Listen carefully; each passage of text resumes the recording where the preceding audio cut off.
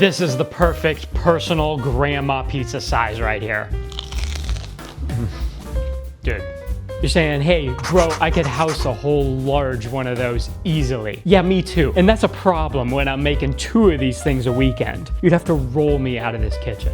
In today's episode, I show you making the dough, to getting the toppings prepared, to baking the pizza, and of course, taste testing it. This is my 12 by 16. This is my 5 by 7. 90 grams of flour. Yeah, we got 9. You can't touch that. That's glass. We're filling up water. Good. Like that. Be very careful not to spill it. It all goes in there. I did it. Good. I won't fling it around. Good.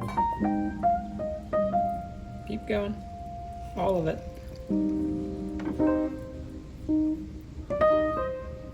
Good. And just a tiny bit Olive olive oil. And then we start to mix. To mix it together and it gets all bloopy. Booply. Bloop, bloop, bloop, bloop. And it's gonna make a dough ball. Yeah, it goes like this. Bop, bop, bop. Bap, bap, bap. I don't know what that is. But your hands are getting fluffy. Yeah, like so. Yeah, fluffy.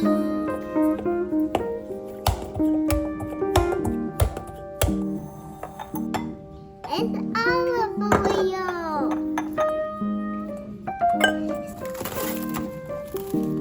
This is my dough ball that's been sitting in the fridge overnight. It's about a 150 gram dough ball. Use all-purpose flour, water, yeast, salt, and a little bit of olive oil. A little bit of olive oil down in the bottom too, so this thing releases easily. Before we get that dough down in the pan, we need to put some olive oil down. Yeah, that looks kind of ridiculous, like a lot, but you do need a lot. I'm probably gonna take some of this out. That was a little bit too much. Okay, yeah, that was a little bit silly with the olive oil. Then we have our dough. And I wanna handle this as little as possible. Nice. Just placed in the middle. And now I gently wanna start pressing this thing out. We're gonna be letting this dough sit for a while, but you see as you like press, you stretch just a little bit to start to get it to the edges of the pan. This thing's been sitting out at room temp for about 2 hours now already. And it's almost stretching to the pan. A little bit of gentle persuasion. But we're gonna cover this up and let it kind of proof out a little bit more in this pan. I'm gonna shred up some cheese, and the cheeses that I'm gonna be using today are mozzarella, just from my local Publix. This is a Black Creek white cheddar cheese, so with Parmesan notes, and then sharp provolone. I'm gonna do a mixture of these where it's mostly mozzarella and then probably 1/3 or maybe even close to 1/2 of a blend of these 2 cheeses. Finding a cheese blend that has the right salty, sharp bite, but also the best texture and look on the pizza is kind of a rabbit hole that I'm gonna go down and I feel is worth going down. All right, so I don't have all the cheese shredded up just yet, but let's go ahead and start. Some of our mozzarella. Got 1/12 of mozzarella, and we'll do like 20 grams of some white cheddar. And then we'll do about 20 grams of this provolone here as well. A little bit of white cheddar. Yep, about there. Just a little bit more white cheddar. I know that's not completely perfect, but I'm just gonna go ahead and mix this all up.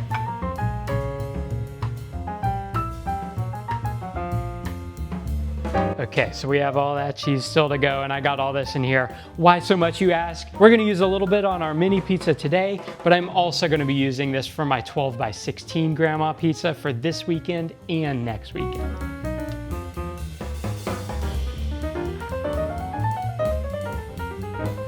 So this guy's been proofing out here for about 30 minutes on the counter. It's starting to puff up a little bit again, and I think I'm gonna be stretching it to the edges here real soon. That thing's pretty ready to go. 80 grams of our blended provolone, mozzarella, and sharp cheddar. Got my cup and crisp pepperonis and then some basil here. I've also got this Cento sauce. I'm not gonna simmer it this time. I'm just gonna add my dry herbs to it, maybe a touch of sugar. This time around, I'm actually gonna par bake this little guy. Something with this little pan that I noticed is the bottom didn't wanna crisp up so well in the oven. I think it's just because this little pan isn't sitting over the coil at the bottom of the oven well enough. So I'm hoping by par baking it, we can start to get it golden. And then by putting all the ingredients on top and going for another 10 minutes, making the total bake time around 15 minutes, I'm hoping that the bottom will crisp up better as well. We've definitely got plenty of olive oil in the bottom, so that shouldn't be a problem for crisping up. Just a little bit more of a stretch. Yeah, that's ready. So it goes all the way to the ends.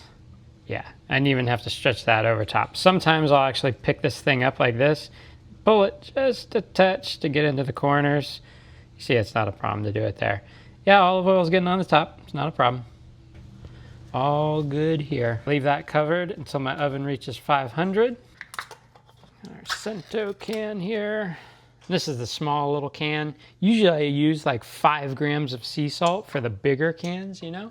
So this time I'm only using 2, and then I got a few other spices in here, just my oregano and red pepper flakes. We'll go on in. And this is the tiniest little bit of sugar because I like a little bit of a sweeter sauce. Let me just mix that on up. This time I'm not gonna simmer this sauce. We're just gonna put it right on top of the pizza, right out of this can, right before we're cooking it. We're ready to rock. Got our guy here all stretched, mostly edge to edge. Tiniest little bit of persuasion here. Trying to place it right over that coil so that it browns up on the bottom a bit. And we'll par bake for 5 minutes.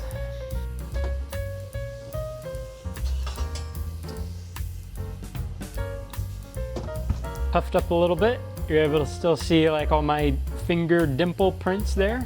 We got our nice dough. I'm not letting this thing fully cool down here. I'm gonna go ahead and just start loading this thing up with cheese. Edge to edge, of course. All 80 grams of that going down. It's a healthy amount of cheese for this little pan pizza. Then I think with my sauce this time, I'm just gonna kind of dollop it around. It's gonna be random on this one. I've been doing big dollops, but try this. We're gonna pepperoni this guy up. 3 slices in a row. That's looking pretty good to me. Back into the oven, this guy's gonna go for another 10 minutes. Again, trying to put it over that coil. There's a lot of olive oil in this pan, and it is normal for it to smoke a bit, so don't worry about that.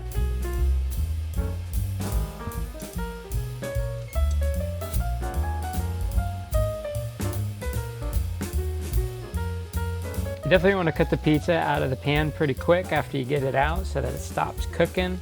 And you kind of got to use this knife to get along the edges here because they do crisp up really nice, and you got to kind of break it free. And then I just transfer it over to this cooling rack. Gorgeous. I mean, that's a result in my mind. Check out those edges. Cheese on top. Let's see how the bottom come out. Oh yeah, buddy. That is a result. Interesting, a little bit more brown on this side. Maybe a little too dark on this side right here. But overall, look at that nice, cheesy, caramelized Frico edge. Really nice overall. Get our little bit of fresh basil on top. To finish it off, Pecorino Romano from Locatelli. That will finish this thing off. Absolutely beautiful. And so how did it come out? Well, just looks-wise, it's looking pretty freaking solid. Nice little crumb structure inside of there. You see parts are getting darker than others, where we got some light spots, some darker spots. Nice cheese caramelized all along the crust there. It's kind of more similar to a Detroit style where it's got that like real cheesy edge like that. And I love that because it gives such an amazing crunch to the edge. See how we got sauce just in kind of pockets all around?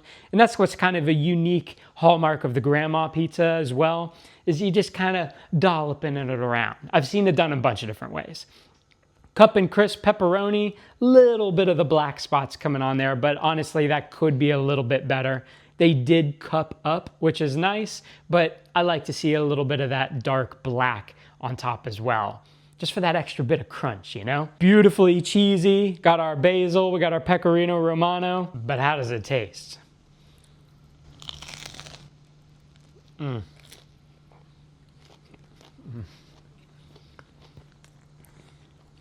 Dude. Come on, man. For a home oven, that is a result. One bite, everybody knows the rules, right?